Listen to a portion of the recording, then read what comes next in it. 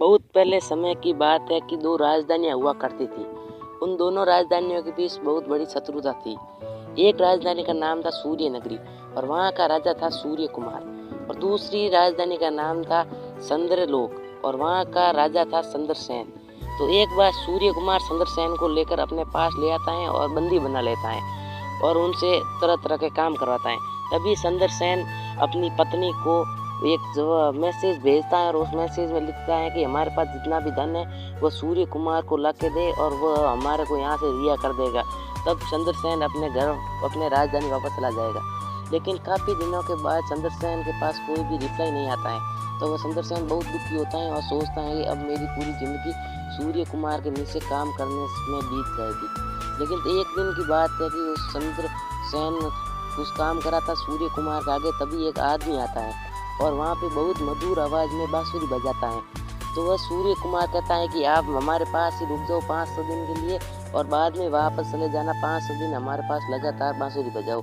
तो वह आदमी मान जाता है और लगातार वहीं पर बांसुरी बजाता है। 500 दिन बीतने के बाद वो आदमी कहता है कि अब मैं मेरे वापस अपने देश जाऊँगा। तो सूर्य कुमार कहता है कि आप ऐसे हमारे पास से वापस नहीं जा सकेंगे, आप हमारे पास से कोई भी एक उपहार मांग लीजिए, हम आपको दे देंगे, उसके बाद आप यहाँ से चले जाना। तो वह कहता है कि मेरा देश बहुत दूर है, तो आप हमारे को एक गुलाम दे दीजिए और वो गुलाम हमारे को संद्रसेन चाहिए। तो वह राजा मान जाता है और संद्रसेन को उसके साथ भेज देता है।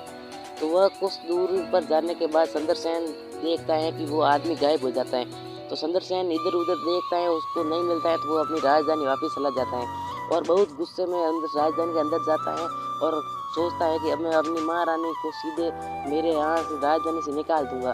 और वहाँ इधर उधर ढूंढता है और उसको नहीं मिलती है महारानी, तो वो एक जगह पर जाके बैठ जाता है। तभी वहाँ पे वही बांसुरी की आवाज़ सुनाई देती है। तो वह इधर देखता है तो वो महारानी वो बांसुरी बजाती हुई उसके पास आती है। तो वह राजा कहता है कि आप तो बहुत बड़ी शत्रुआइन हैं, तो हमारे पास कुछ भी जितना भी धन है वो धन काम का नहीं है। हमारे अंदर धन होने के साथ साथ बुद्धि भी होना जरूरी है। हमारे को इस कहानी से यही सीखने को मिलता है। सब्सक्राइब करें।